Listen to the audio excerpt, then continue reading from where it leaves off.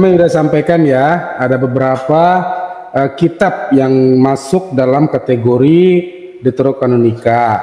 Nah, saya hanya ingin menyampaikan secara singkat saja seperti apa sih kitab-kitab itu gitu.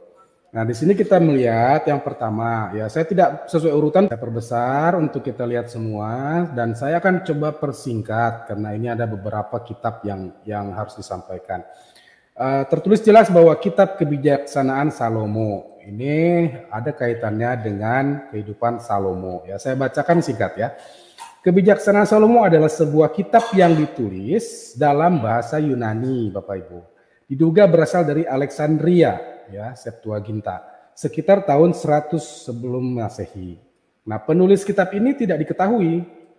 Namun, beberapa tokoh gereja seperti Clemens dari Alexandria, Tertullianus, Origenes, Hippolytus, Cyprianus, dan Lactantius meyakini bahwa Salomo yang menuliskannya.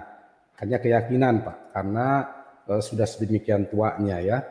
Namun yang pasti penulisnya adalah seorang Yahudi yang memakai bahasa Yunani. Nah, ini artinya bahwa kita lihat bahwa ada masyarakat Yahudi yang dulu tersebar luas di seluruh dunia menggunakan perjanjian lama atau Taurat yang sama. Namun mereka memiliki kitab lebih, ya, kitab kebijaksanaan Salomo. Sehingga mereka yang berbahasa Yunani, bukan berbahasa Ibrani, di sini jelas terlihat bahwa mereka memiliki kitab tambahan, ya, tanda petik tambahan ya, bukan tambahan sebenarnya. Namun nanti lebih jauh kita akan bisa mengkaitkannya dengan penemuan Dead Sea Scroll atau naskah Laut Mati. Benarkah yang dimaksud tuduhan tambahan kitab itu ada di Dead Sea Scroll?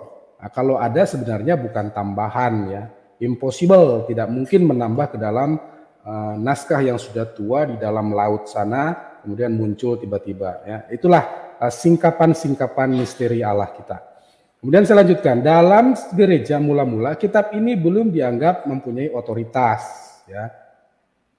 Nah, kini kitab kebijaksanaan Salomo diterima dan diakui oleh Kristen Katolik dan Kristen Ortodoks. Dua aliran besar yang saat ini ada, Kristen Katolik Barat dan Timur, juga Kristen Ortodoks Oriental maupun Ortodoks Timur itu meyakini ya kitab hal ini ya. Mengapa? Begini Bapak Ibu, ketika ada sebuah naskah tulisan yang cukup berwibawa untuk sampai kepada perjanjian baru, namun itu tidak kita akomodir, maka tidak akan sampai atau mengurangi. Nah, kitab-kitab ini tetap harus terbawa karena dalam konteksnya kitab ini justru akan menuju ke perjanjian baru sebagai misteri yang diungkap. Itulah makanya para bapak-bapak gereja dulu berkonsili ya, memutuskan bahwa kitab-kitab ini tidak dibuang, diikutsertakan karena apa? Mengarah kepada penggenapan misteri perjanjian baru itu. Kemudian adanya konflik bahwa Yahudi Oriental yang ada di Yerusalem sana berkonsili juga. Mereka tidak mau Yahudi yang sudah diaspora dianggap Yahudi, sehingga mereka menolak kitab Yunani. Yang akhirnya inilah menjadi cikal bakal mereka membuang kitab-kitab ini. Demikian ya. Saya harus percepat Pak Damai, nanti saya share data ini atau bisa kita rujuk situs-situsnya ya. Berikutnya kitab Yesus bin Sirak ada di situ. Maksudnya di Deuterokanonika. Saya baca sekilas saja ya. Kitab Yesus bin Sirak atau kebijaksanaan Ben Sira, anak dari Sirak.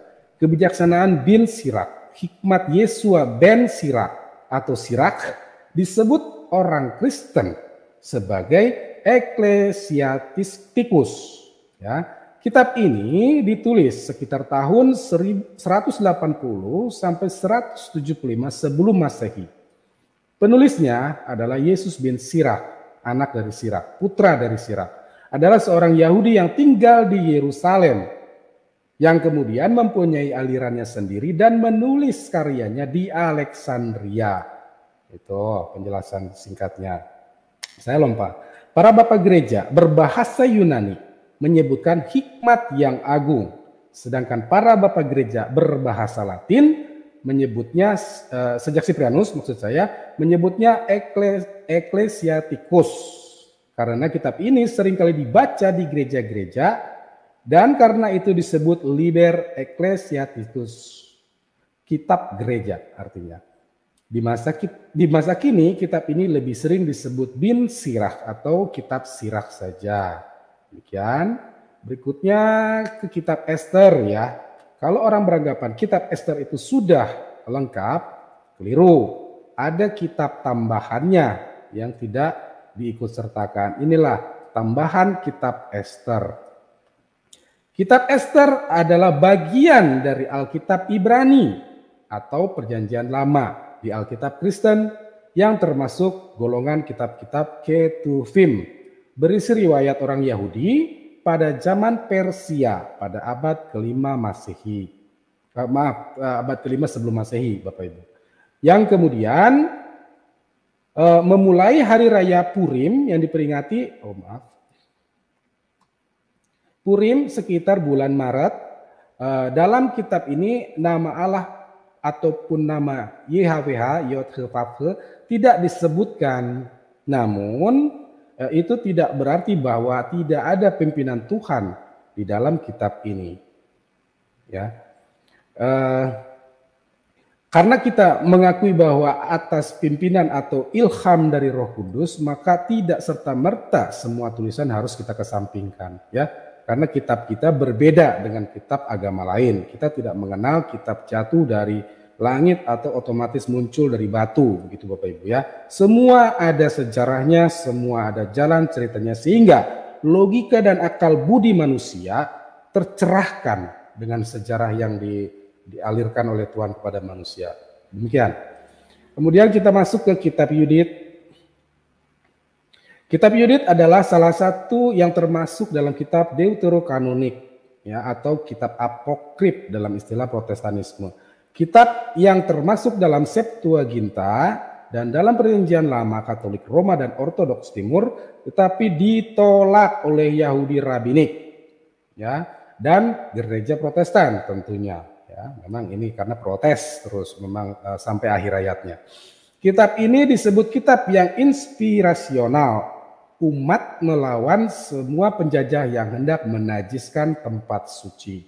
Ya, ini daftar isinya, asal kata dan penulis, kemudian settingnya seperti apa, kemudian konteks umat Israel pada masa Yudit, di sini dibahasnya ya.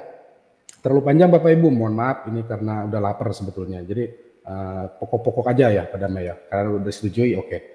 Nah berikutnya kitab Yesus bin Sirach, tadi sudah ya, maaf.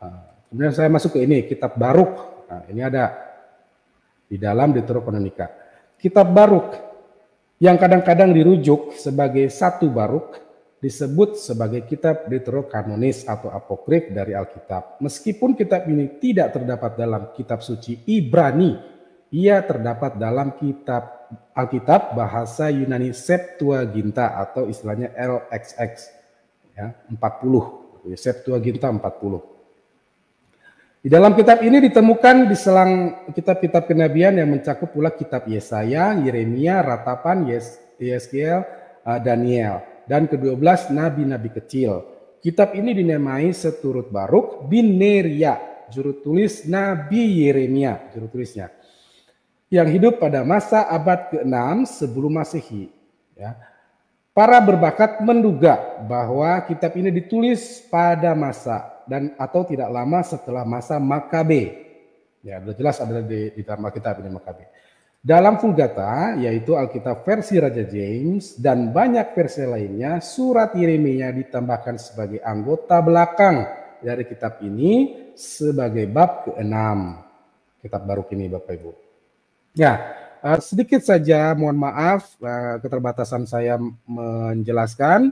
Saya kembalikan waktu dan acaranya pada. Baik, saya bicara dengan data dan saya berkata padanya. Kalau Anda tersinggung, silakan. Dan kalau Anda mengatakan apa yang saya sampaikan tidak benar, silakan tunjukkan buktinya. Oke, baik. Tapi ini nanti agak panjang karena kita akan menunjukkan bahwa Deuterokanonika yang selalu dikatakan tidak diilhami Roh Kudus itu ternyata ada banyak kutipan-kutipan ayat yang akan kita lihat. Nah, saya tidak baca bagian ini, mulai dari sini saja.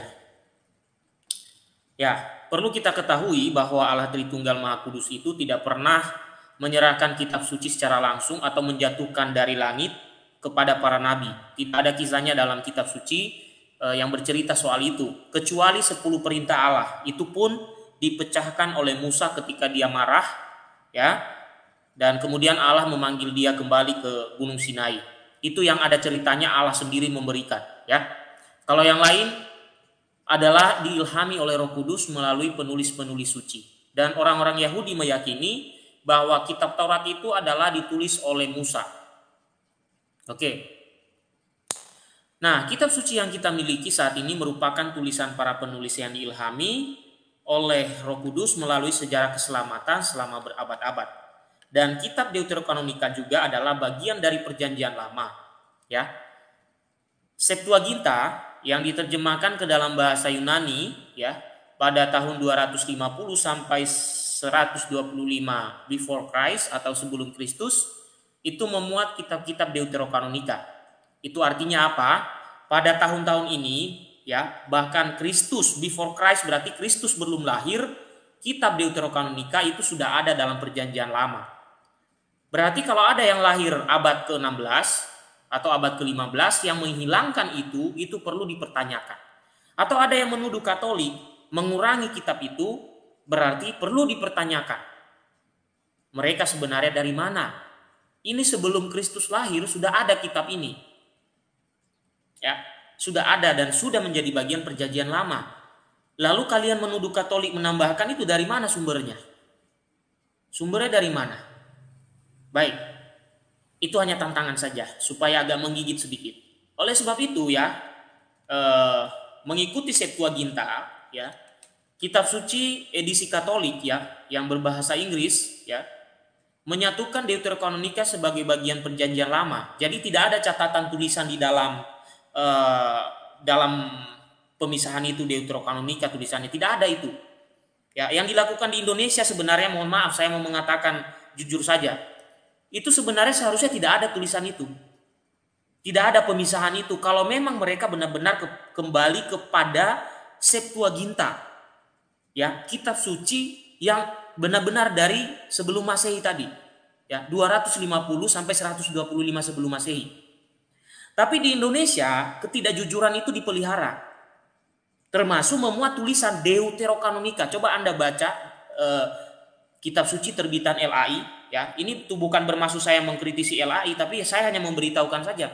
LAI, ya, dalam edisi terbitannya kitab suci Katolik ada tulisan Alkitab, kemudian ada tulisan kecil di situ Deuterokanonika. Seharusnya dihilangkan itu Deuterokanonika, tulisan Deuterokanonika itu. Demikian juga di dalam batas-batas itu harusnya dihilangkan. Kenapa? Itu baru ada abad ke-16. Ini 250 sampai 125 sebelum Yesus lahir sudah ada kitab itu, bagian dari perjanjian lama. Kenapa di Indonesia dibuat suatu pemahaman yang justru keliru? Ya, saya hanya meminta saja, siapa tahu nanti ada yang dari LAI menonton di sini. Saya hanya memakai logika sederhana saja. Kalau kita mau jujur, berarti kita harus kembali kepada Septuaginta itu dan mengikuti, di mana di dalamnya tidak ada tulisan Deuterokanonika, di kulitnya tidak ada tulisan Deuterokanonika, tapi satu kesatuan di dalamnya. 7 kitab yang lain dan perjanjian lama yang lain itu satu, tidak ada pemisah. Nah, jadi yang dilakukan di Indonesia ini perlu dipertanyakan sebenarnya. Atas prakarsa siapakah pemberian tulisan itu? Saya hanya bertanya aja ya, siapa tahu nanti juga ada yang bisa menjawab. Ya. Atas prakarsa siapa hal itu didukung, padahal data Septuaginta tidak ada. Ya, mohon maaf ini, ya, data Septuaginta itu tidak ada keterangan-keterangan semacam itu. Oke, saya lanjutkan. Itu menjadi pemikiran bagi kita. Siapa tahu nanti ada yang bisa jawab. Baik. Dalam ilmu sejarah gereja, ya, atau sejarah gereja mengatakan bahwa perjanjian lama itu ditulis antara tahun 1000 sampai 100 Masehi. Ya, 1000 itu berarti 1000 1000 sampai 100 sebelum Masehi. Sebelum Masehi berarti sebelum before Christ, sebelum Kristus. Karena pada zaman dahulu perhitungan tahunnya itu mundur. Bapak Ibu pasti pernah belajar pelajaran sejarah Majapahit, ya, kerajaan Sriwijaya. Kalau Anda melihat tahunnya itu mundur, ya, dari 1000 menjadi 100, atau dari 100 jadi 90, jadi 80, ya, mundur ya. Oke, before Christ, oke. Ditulis diperkirakan 1000 sampai 100 sebelum Masehi, mundur perhitungannya. Nah, kitab Perjanjian Lama itu digolongkan menjadi 4 bagian, yaitu kitab Taurat, ya, atau lebih sering disebut di bangku kuliah itu Pentateuch. Ada kitab sejarah, ya, saya tidak pakai bahasa-bahasa yang sulit ya dimengerti ya, sederhana saja. Kitab para nabi dan kitab hikmat. Nah, kemudian dalam perkembangannya dalam sejarah, pada tahun 70 Masehi kita mendengar ada kisah jatuhnya Yerusalem oleh salah satunya adalah Jenderal Titus, ya. Setelah Yerusalem jatuh tahun 70, para rabi Yahudi mengadakan konsili Yamnia. Oke, saya jelaskan rabi. Rabi itu sama artinya dengan guru, ya. Makanya Yesus itu seringkali dipanggil rabi. Nah, rabi itu dalam konteksnya waktu itu adalah guru. Oke, guru dalam konteks itu adalah guru yang mengerti tentang agama. Mungkin bisa dikatakan saat ini bisa saja kita menyebut misalnya dengan pastor misalnya ya, rabi gitu ya, maksudnya orang-orang yang mengetahui tentang agama. Oke. Jadi para rabi Yahudi itu mengadakan konsili Yamnia pada tahun 90 sampai 100. Yaitu mereka katanya itu menetapkan kitab-kitab yang dianggap sebagai kitab suci agama Yahudi. Ya. Nah, para rabi ini menetapkan suatu syarat sehingga dapat masuk dalam kanon mereka. Ya, jadi sebuah kitab itu mereka anggap kanon kalau kitab itu ditulis dalam bahasa Ibrani. Ya, kalau kitab itu ditulis dalam bahasa Ibrani. Sementara sebelum mengadakan konsili Yamnia, itu banyak orang Yahudi diaspora. Orang Yahudi diaspora itu adalah orang Yahudi yang berpindah-pindah atau merantau. Contoh, karena di sini ada Pak RT, saya kasih contoh lah. Misalnya dari Sumatera, ya, dari Sumatera pindah ke Jawa misalnya ya. Tapi di Sumatera itu dulu ada kitab suci ya. Saya ibaratkan Sumatera itu dulu Israel lah ya. Dulu di Sumatera itu ada rabi-rabi ya. Mereka punya kitab-kitab ya, tapi belum dikanon. Lalu ada beberapa rabi yang lain karena mereka ingin merantau, mereka pindah ke Jawa. Oke? Setelah mereka berada di Jawa, rabi-rabi yang ada di Sumatera itu mengkanon kitab suci di Sumatera itu oleh rabi-rabi yang ada di Sumatera saja, bukan yang merantau di Jawa. Supaya memahaminya lebih mudah, saya kasih contoh yang lebih dekat saja. Lalu rabi-rabi di Sumatera ini mengkanon, menentukan bahwa pokoknya yang berbahasa Ibrani itu yang kita terima sebagai kanon. Sementara rabi-rabi di perantauan, mereka tidak mendengar ini, tidak diberitahukan ini, bahwa mereka sudah membuat suatu ketentuan tentang suatu daftar kitab suci. Akhirnya apa? Rabi-rabi yang ada di perantauan, anak-anak mereka kan lahir di perantauan nih, ya. Tadi rabi-rabi dari Sumatera pindah ke Jawa, lahir di Jawa anak-anak mereka. Lalu rabi-rabi yang di perantauan ini khawatir nanti kalau suatu saat yang berbahasa Ibrani yang mereka bawa ini akan hilang. Maka mereka menerjemahkannya ke dalam bahasa Jawa misalnya. Ya, saya kasih contoh seperti itu ya. Diterjemahkan dalam bahasa Jawa. Mohon maaf kalau ini ya, ini bukan menyinggung rasis atau apa ya. Mohon maaf, saya hanya memberi gambaran sederhana. Akhirnya rabi yang ada di Jawa menerjemahkan ke dalam bahasa Jawa. Nah, pada suatu waktu rabi-rabi di Sumatera sudah mengatakan bahwa harus yang berbahasa Ibrani. Sementara yang berada di luar Sumatera, yang di tanah Jawa contohnya, mereka ada yang bahasa Ibrani, tapi mereka juga sudah terjemahkan dalam bahasa Jawa. Akhirnya pada suatu waktu rabi yang berada di perantauan ini ya hilang atau rusak ya. Pada zaman itu belum ada yang namanya kertas Bapak Ibu ya. Mereka masih menulis di entah di batu, entah di kulit-kulit binatang, entah macam-macam ya. Akhirnya kitab suci yang dibawa oleh perantau ini, rabi yang merantau di Jawa ini, itu hilang aslinya. Bahasa Ibraninya hilang, dalam arti rusak ya. Rusak ini aslinya. Tapi tadi sudah disalin dalam bahasa Jawa. Sudah disalin dalam bahasa Jawa. Karena rabi-rabi dari Sumatera mensyaratkan harus memakai bahasa Ibrani, maka mereka otomatis menolak yang dalam bahasa Jawa. Itu penggambaran sederhana aja. Ini tidak menyinggung apapun ya. Mohon maaf ini karena teman-teman di dalam sini kebanyakan dari teman-teman orang Jawa. Bukan maksudnya menyinggung itu ya. Nah, akhirnya apa? Yang rabi-rabi di Sumatera hanya mengakui yang Ibraninya saja.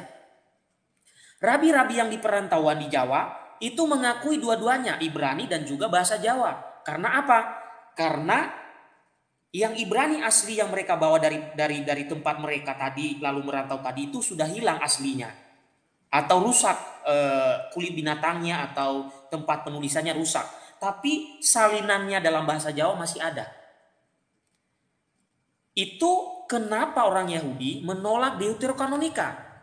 Kejadiannya semacam itu yang saya ceritakan tadi. Deuterokanonika itu adalah kitab suci yang dibawa oleh perantau-perantau rabi-rabi Yahudi ke perantauan di daerah Yunani dan Romawi. Dan Yunani. Nah, kitab Deuterokanonika ini ya di perantauan ini adalah terjemahan sebenarnya dari bahasa Ibrani.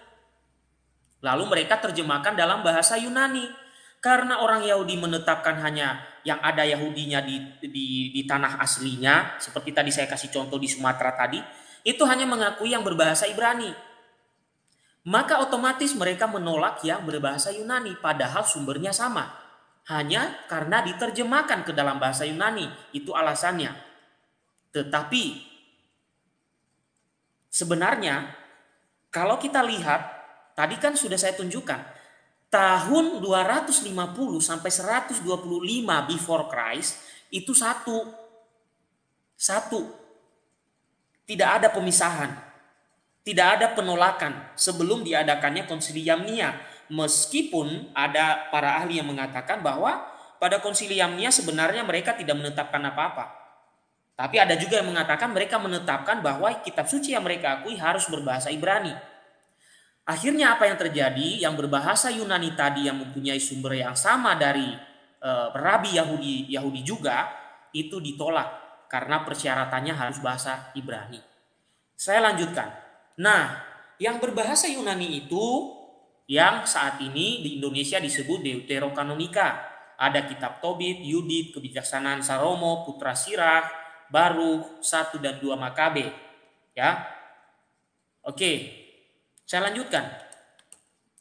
Nah, ini tadi saya sudah mengatakan bahwa ada juga yang berpendapat mereka tidak menetapkan kanon saat itu. Ya, itu pendapat ahli ya. Nah, menurut para ahli yang selain itu mengatakan bahwa kanon Yahudi itu dilakukan kemudian, jadi bukan di zaman Konsilium Nia. Tapi di sini saya memegang Konsilium Nia ya. Saya lebih cenderung setuju dengan ahli yang pertama. Ahli yang kedua mengatakan bahwa 100 tahun kemudian baru ditetapkan kanon kitab suci agama Yahudi. Ya, kita perlu tahu Bapak Ibu dalam kitab suci itu ada yang namanya kaum Saduki, ada yang namanya kaum Farisi. Kaum Farisi hanya mengakui 5 kitab. Ya, kaum Saduki itu mereka mengakui 5 kitab dan juga kitab-kitab para nabi. Nah, itu jauh lagi nanti pembahasannya. Saya tidak akan ke sana. Baik. Nah, oleh sebab itu, ya, karena tadi persyaratan itu, ya, ada kemungkinan, ya, itu alasan mereka tidak memasukkannya ke dalam kanon mereka. Meskipun pada awalnya tahun 250 tadi satu, ya, karena sudah diterjemahkan ke dalam bahasa Yunani, itu alasannya ditolak. Tapi sebagian orang Yahudi, ya, itu juga tetap membaca dan menghormati Deuterokanonika, terutama rabi-rabi Yahudi tadi yang merantau dan orang-orang Yahudi yang berada di perantauan. Karena mereka tahu asal-usul dari kitab itu. Nah, kemudian sekarang bagaimana dengan gereja Katolik? Ya. Gereja Katolik menerima kitab-kitab Deuterokanonika sebagai bagian dari kanon kitab suci Perjanjian Lama. Ya. Contoh Bapak gereja, ya, Tidak ada ibu gereja ya, saya ulangi lagi, tidak ada ibu gereja. Makanya tidak ada pendeta di zaman para rasul itu tidak ada perempuan jadi imam. Makanya tidak ada ibu gereja. Romo wanita. Ya, romo wanita tidak ada. Makanya bapak gereja yang ada. Oke, itu intermezzo saja untuk mengingat-ingat pesan Rasul Paulus dalam 2 Timotius yang mengatakan sebaiknya perempuan itu tidak menjadi imam. Oke. Baik, Bapak Gereja Origen itu mengatakan bahwa di kalangan umat Kristiani itu telah menggunakan kitab-kitab itu meskipun para pemimpin Yahudi tidak menerima secara resmi. Di sini konteksnya pemimpin Yahudi yang ada di ini ya, di Israel ya, bukan yang ada di perantauan. Bapak Gereja Origen ini kan lebih tua daripada orang yang ada abad ke-16. Ya, dia ini kan murid dari para bapak apostolik atau murid dari muridnya rasul, ya. Nah, dia memberitahu bahwa Gereja Katolik itu mengakui bahwa kanon kitab suci yang ada 7 kitab itu dimasukkan sebagai bagian dan termasuk dalam Perjanjian Lama kembali kepada Septuaginta. Oke, kembali kepada Septuaginta. Jadi kalau LAI kembali kepada Septuaginta, tidak ada lagi catatan tulisan itu. Deuterokanonika di kulitnya, lalu di dalamnya ada juga. Harusnya kalau kembali ke Septuaginta secara jujur, ya jujur nih saya bilang, dihapus itu. Ya, harus jujur. Kalau tidak jujur ya itu akibatnya. Oke. Gereja kemudian menetapkan pula tulisan-tulisan Perjanjian Baru yang dianggap diilhami oleh Roh Kudus dan merupakan ajaran yang berasal dari Yesus. Kitab-kitab Deuterokanonika sendiri sering dikutip oleh Bapak Gereja pada abad awal. Ya, nanti kita kalau ada waktu kita akan jelaskan siapa yang pernah mengutip ya. Bapak Gereja pada abad-abad awal sering mereka mengutip Deuterokanonika, bukan hanya para rasul, bukan hanya Yesus yang mengutip. Bapak Gereja juga setelah kematian para rasul. Hal itu dilakukan karena ketujuh kitab itu memang pada awal mulanya 250 sampai 125 dalam Septuaginta itu memang satu kesatuan dengan Perjanjian Lama dan Perjanjian Baru akhirnya ketika dikanon oleh Gereja Katolik. Nah, oleh sebab itu ya Gereja Katolik memasukkan ketujuh kitab dalam tanda petik di situ saya berikan karena saya tidak setuju ketika tidak ada kejujuran terhadap sejarah. Seharusnya kata Deuterokanonika itu dibuang. Karena dalam Septuaginta tidak ada. Ya. Nah, ketujuh kitab tanda petik Deuterokanonika dalam kanon kitab suci. Ya, Gereja Katolik ketika menetapkan dan menutup kanon kitab suci, Deuterokanonika itu bagian dari Perjanjian Lama. Kembali kepada Septuaginta yang ada before Christ. Ya. Paus Damasus pertama, Paus ke-37 pada tahun 382 menutup kanon kitab suci dan di dalamnya tidak ada urusan dengan kata-kata kanonika. Tidak ada. Tidak ada juga dalam Konsili Hippo 392 dipisah-pisah. Dan juga dalam Konsili Kartage pada tahun 397 tidak ada dipisah-pisah. Oh, ini Deuterokanonika, ini bukan. Tidak ada. Yang membuat itu adalah sebenarnya orang yang sama sekali tidak ada hubungan dengan para rasul, orang yang sama sekali tidak ada hubungan dengan bapak-bapak gereja, dan bahkan mungkin dia tidak tahu tentang Septuaginta. Ya. Karena apa? Kalau dia tahu, lah Septuaginta saja memuat kok. Itu sebelum orang Yahudi membuat kanon saja sudah ada. Satu. Ya. Oke. Nah, kita menyinggung soal orang yang dimaksud. Mohon maaf kalau ada kupingnya yang panas, karena ini sejarah saudaraku. Ya, ini sejarah. Ya. Oke, saya lanjutkan. Deuterokanonika itu adalah istilah yang dibuat pada abad ke-16. Istilah itu diberikan kepada ketujuh kitab yang tidak diterima oleh gereja Protestan, dalam konteks ini Martin Luther. Pada tahun 1534, perhatikan Bapak Ibu. Tahun 1534, mana yang lebih tua? Tahun 382 atau 1534? 16 abad jaraknya. Ya. Bahkan kalau kita runut ke Septuaginta 250 tadi, waduh, Itu sudah sangat lama banget. Tapi ada orang yang muncul tahun 1534 itu mempreteli kitab suci. Ya. Nah, Martin Luther itu menerjemahkan kitab suci ke dalam bahasa Jerman. Ya, pada tahun 1534 setelah dia diekskomunikasi oleh gereja Katolik, dinyatakan bidat, dia terjemahkan kitab suci itu. Lalu dia buat ajarannya sendiri. Siapa sih dia ini? Apa dia seorang rasul? Apa dia seorang murid rasul? Bukan. Tapi kok bisa-bisanya membuat ajaran baru, mengelompokkan kitab suci, mempreteli kitab suci. Kenapa mempreteli kitab suci? Coba kita baca di sini. Pada waktu itu, ia mengelompokkan ketujuh kitab Deuterokanonika sebagai apokrifa, sambil memaklumkan kepada pengikutnya bahwa ketujuh kitab itu berguna dan baik dibaca, namun tidak sejajar dengan kitab-kitab lainnya. Coba perhatikan Bapak Ibu. Bukan hanya nanti dilakukan di Perjanjian Lama oleh Martin Luther, tapi di Perjanjian Baru juga dilakukan. Ada 4 kitab apokrif Perjanjian Baru. Tapi anehnya pengikutnya Luther itu tidak mengakui itu. Tapi Luther mengatakan apokrif itu ada di Perjanjian Baru, bukan hanya di Perjanjian Lama. Makanya saya tanya tadi, siapa sih Martin Luther kok bisa-bisanya mempreteli kitab suci, melebihi Bapak Gereja, melebihi para rasul? Ya. Nah, kita lanjutkan. Setelah dia kelompokkan, dia berikan label apokrif, ya. Tapi bukan hanya Perjanjian Lama, ya. Nah, selain itu juga, selain dia berikan apokrif kepada Perjanjian Lama, dia juga buat di Perjanjian Baru. Nah, ini sudah melebihi dari Tuhan nih dia ini, ya. Sudah melebihi Tuhan menurut saya. Dan para rasul. Kenapa? Pada zaman para rasul tidak ada seperti ini. Pada zaman Bapak Gereja tidak ada seperti ini. Nah, selain itu ia mengelompokkan kitab-kitab Perjanjian Baru, yaitu Yohanes, Roma, Galatia, Efesus, Petrus 1 dan Yohanes 1, itu dia kelompokkan sebagai kitab yang berbicara tentang karya keselamatan Allah. Dia mengatakan seperti itu. Ya, ini kelompok pertama.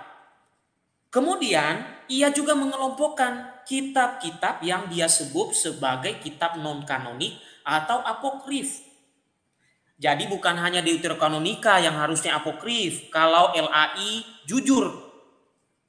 Kalau LAI jujur, buat juga di dalam kitab suci kalian, terutama yang dipakai oleh teman kita Protestan, buat juga keterangan di situ apokrif.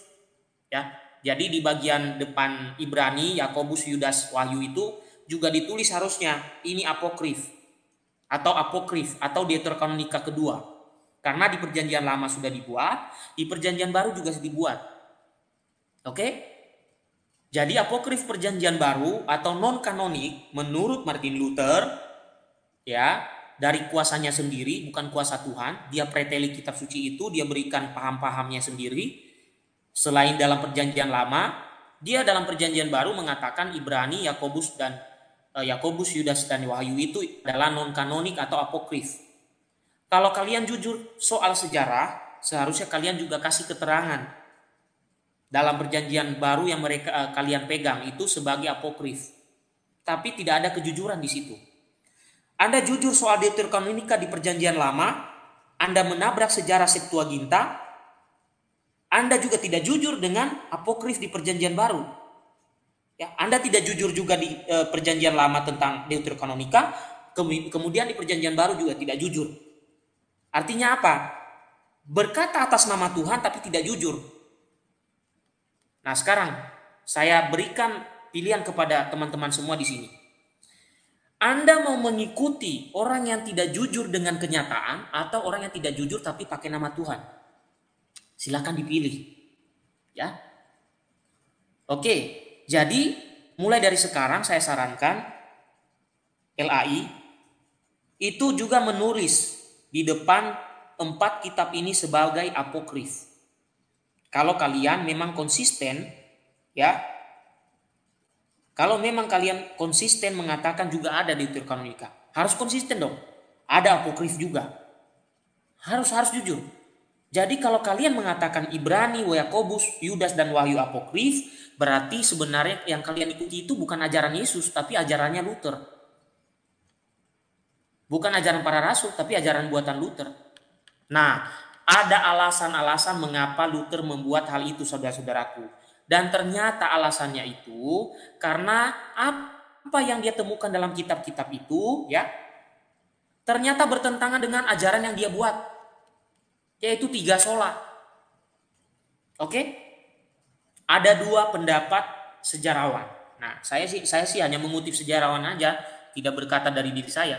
Ada beberapa spekulasi sejarawan yang mengatakan bahwa Luther itu tidak mengeluarkan kitab yang ia sebut kitab-kitab non-kanonik karena faktor politis. Jadi Bapak Ibu, meskipun tadi Luther sudah ngomong ini apokrif, ini deuterokanonika, dia masih mempertahankan, tetapi dia bilang kepada pengikutnya, ini bukan kitab kanonik. Ya. Nah, sebagian lain mengatakan bahwa Luther itu hendak kembali kepada iman primitif yang hanya mengakui kitab-kitab yang berbahasa Ibrani. Ada kelucuan di sini Bapak Ibu. Kalau memang Luther mau kembali kepada kitab-kitab yang berbahasa Ibrani, seharusnya dia tidak mengakui Injil. Dia tidak mengakui surat-surat Rasul Paulus, karena itu ditulis dalam bahasa Yunani. Ya. Ya. Kalau dia kembali ke bahasa Ibrani, harusnya ya dia buang aja semua, termasuk Injil, karena berbahasa Yunani. Oke? Nah, ada ahli yang lain juga mengatakan seperti ini. Ya.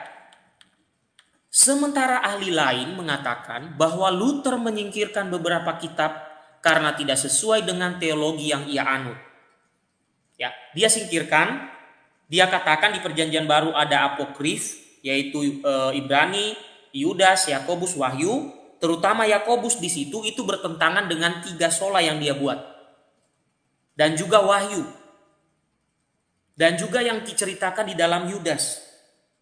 Itu harus dibahas satu-satu itu yang mana yang yang bertentangan dengan doktrinnya yang dia buat. Tapi di sini saya hanya beritahu salah satunya dalam kitab Yakobus itu bertentangan dengan teologi yang dianut oleh Luther. Jadi dia membuang kitab suci itu mengatakan non-kanonik, itu bukan karena alasan dari para rasul dulu seperti itu, bukan. Karena dia buat sendiri. Oleh sebab itu ya, tindakan yang dilakukan Luther ini mengandung konsekuensi Bapak Ibu. Bahwa Luther itu menghilangkan deuterokanonika. Jadi jangan suka menuduh Katolik menambahkan deuterokanonika. Karena Luther yang menghilangkan itu, deuterokanonika itu. Dalam sejarahnya. Lah Septuaginta 250 sebelum Masehi saja memuat kok. Deuterokanonika tidak ada tulisan deuterokanonika di situ. Satu kesatuan kok. Luther yang melakukan di abad ke-16 menghilangkan itu. Bahkan mungkin kalau kalian jujur, kalian hilangkan juga 4 kitab suci dari Perjanjian Baru itu. Seharusnya kalau kalian jujur soal sejarah. Karena itu apokrif kata Luther. Harusnya kalian juga buang itu. Kalian anggap itu apokrif atau deuterokanonika kedua. Kalau jujur, kalau tidak jujur ya begitulah kira-kira. Nah, bahkan setelah kematian Luther, ya Bapak Ibu, setelah kematian Luther, edisi kitab suci yang diterbitkan itu masih memuat deuterokanonika, tapi dianggap non-kanonik. Demikian juga di Perjanjian Baru 4 kitab itu non-kanonik. Misalnya tahun 1611 dalam edisi King James Version itu masih ada deuterokanonika tanpa ditulis pemisahan-pemisahan itu. Dan juga dalam edisi Gutenberg Bible tahun 1546. Itu tidak ada. Nah, sekarang pertanyaannya, kapan secara definitif, secara tetap deuterokanonika itu dibuang oleh Protestan? Tadi di zaman Luther sudah mengatakan ini non-kanonik, ini apokrif, ini juga apokrif di Perjanjian Baru, tapi anehnya ya, Protestan menghilangkan hanya deuterokanonika yang ada di Perjanjian Lama, tapi tidak menghilangkan apokrif yang ada di Perjanjian Baru, yaitu Yudas, Yakobus, Wahyu, dan Ibrani. Ternyata saudara-saudaraku, dihilangkan secara definitif dan dihilangkan secara tidak jujur Kenapa saya katakan dihilangkan secara tidak jujur? Karena mereka juga tidak menghilangkan apokrif Perjanjian Baru. Tapi mereka hanya menghilangkan non-kanonik yang dikatakan oleh Luther pada Perjanjian Lama. Nah, maka saya katakan di sini, oleh sebab itu, secara definitif atau secara permanen, ketujuh kitab Deuterokanonika itu dihilangkan pada tahun 1825 oleh Komisi Edinburgh dari The British Foreign Bible Society. Jadi, dengan demikian saudaraku, kita dapat membuktikan secara historis bahwa yang sebenarnya gereja Protestan yang mengurangi kitab suci itu, bukan Katolik yang menambah. Bahkan Septuaginta 250 sebelum Masehi itu memuat Deuterokanonika. Hanya di zaman Martin Luther dihilangkan, dikatakan ini apokrif, ini Deuterokanonika, bahkan di dalam Perjanjian Baru juga dibuat ajaran yang baru. Artinya apa? Kalau Anda mengikuti paham semacam itu, kalau Anda jujur, seharusnya juga apokrif Perjanjian Baru Anda buang. Atau Anda kasih keterangan bahwa itu sesuai dengan pemahaman abad ke-16, itu adalah Deuterokanonika atau itu adalah apokrif. Nah, ternyata meskipun sudah dibuat pemisahan-pemisahan itu oleh Martin Luther, ternyata baru dihilangkan tahun 1825 oleh Komite Edinburgh, ya, dari British Foreign Bible Society. Sampai di situ dulu Pak.